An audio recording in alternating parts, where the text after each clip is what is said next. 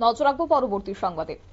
Walk of আইন নিয়ে যখন গোটা দেশ জুড়ে তুমুল বিতর্ক, ঠিক তখনই ওয়াক অফ আইন কার্যকরী করতে সংবিধানের ২৬ ধারা এক প্রকার বাধা হতে পারে না, এমনটাই শুনানির মধ্য দিয়ে জানানো হয়েছে সুপ্রিম কোর্টের পক্ষ থেকে। কেননা আজই ছিল ওয়াক অফ মামলা নিয়ে শুনানি সুপ্রিম কোর্টে, এবং সেখানেই বিচারপতিদের পক্ষ থেকে এই মন্তব্য করা হয়েছে যে ২৬ ধারা বাধা হতে পারে না অন্তত ওয়াক অফ আইন কার্যকরী করতে।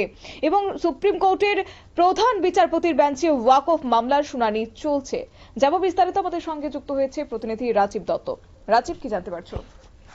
দেখো, প্রথমেই বলি যে খবর যে আজকে ওয়াকআপ যে যে আইন বাতিলের যে আবেদনগুলো জমা পড়েছে, মোট ৭৩টি আবেদন জমা পড়েছে, সব একত্রে করে শোনা শুরু হয়েছে প্রধান বিচারপতি এজলাসে ৩ জন বিচারপতির নেতৃত্বে। এছাড়া আরো দুজন সঞ্জীব খান্নার পাশাপাশি রয়েছে সঞ্জয় কুমার, বিচারপতি সঞ্জয় কুমার, বিচারপতি কে.ভি. বিশ্বনাথন। এবং আজকে শুনানি শেষ হয়েছে এবং শুনানিতে কোনো স্থগিতাদেশ কিন্তু দেওয়া হয়নি। আগামীকাল পুনরায় শুনানি শুরু হবে দুপুর ২টোতে। আজকে যখন শুনানি শুরু হয় তখন প্রশ্ন হয়, কপিল সিপাল তিনি প্রশ্ন করেছিলেন যে সংবিধানের ২৬ ধারা অনুযায়ী সেখানে এই ধারার সঙ্গে ক্লাশ করে যাচ্ছে, অর্থাৎ সেই ধারা অনুযায়ী এই ধরনের আইন তৈরি করা যুক্তিসঙ্গত নয়।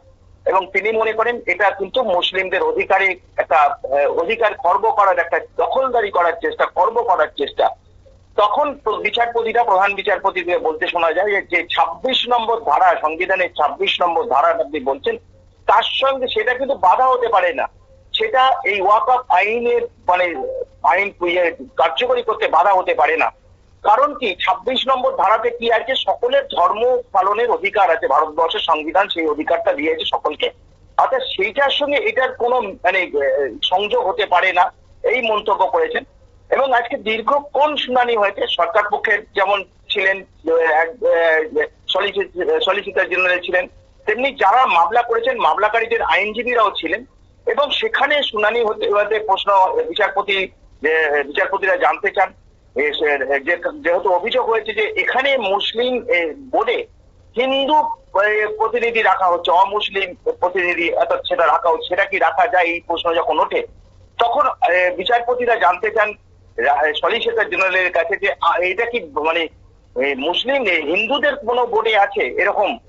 এবং এই বিষয়টা যেমন তিনি প্রশ্ন করেন, ঠিক একইভাবে তিনি এটাও বলেন যে এই মামলা যদি কোনো নির্দিষ্ট হাইকোর্টে যদি হয় তাহলে কি কারো অসুবিধা আছে, সেটাও তার জন্য হাইকোর্টে একটা নির্দিষ্ট ঠিক করে দেওয়া যেতে পারে, এমনটাই কিন্তু প্রধান বিচারপতি এবং নেতৃত্বের বেঞ্চ বলেছেন।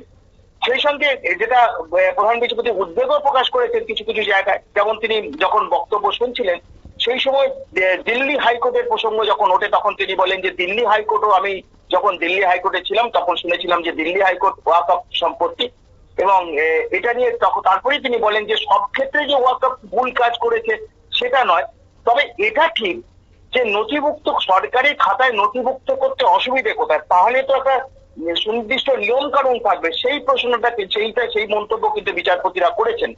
যদিও আজকে বলি যে আজকেই শুনানি শুরু হলো, আগামীকাল দুপুর ২টোয় আবার শুনানি হবে। এখন শুনানি এই যে সবে শুরু হলো, চলবে।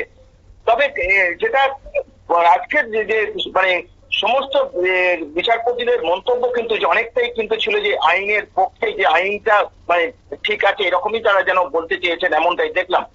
এবং মোট ৭৩টি আবেদন কিন্তু জমা পড়েছে এবং সেখানে বারবার করে যেটা অভিযোগটা করা হয়েছে যে সরকার যে আইনটা অনেকটাই জোর করে করেছে, যে মতামত দেওয়া হয়নি সকলের কাছে, এবং যেভাবে যেটা কমিটিও তৈরি করা হয়েছে সেই কমিটি অনেকবার বৈঠক করেছে, কমিটির সুপারিশগুলো মানা হয়নি।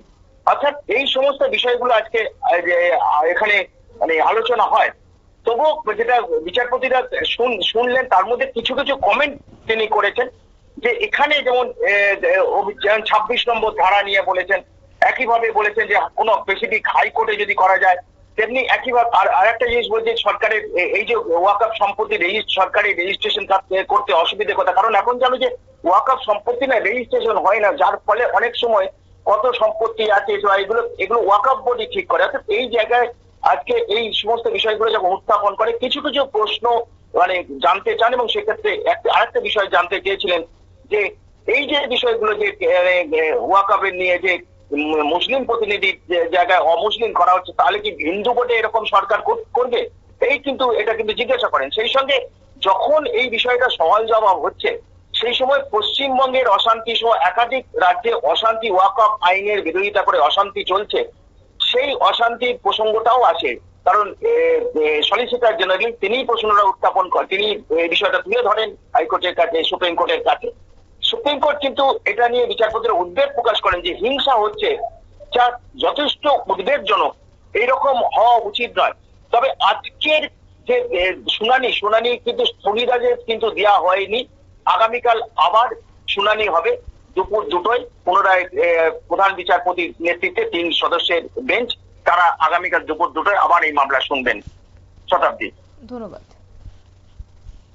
আপনারা শুনলেন, অর্থাৎ সুপ্রিম কোর্টের প্রধান বিচারপতি বেঞ্চে ওয়াকফ আইন বাতিলের দাবিতে অনেকগুলো মামলা কিন্তু জমা পড়েছে এবং বুধবার দুপুরে সেই মামলাগুলো শুনানি ছিল এবং শুনানি শুরু হয়েছে এদিন থেকেই। এবং সওয়াল জবাবের সময় কপিল সিব্বল তিনি বলেছেন, এতদিন শুধু মুসলিমরাই ওয়াকফ বোর্ডে থাকতো, তবে এখন থেকে সেখানে হিন্দুরাও থাকতে পারবে।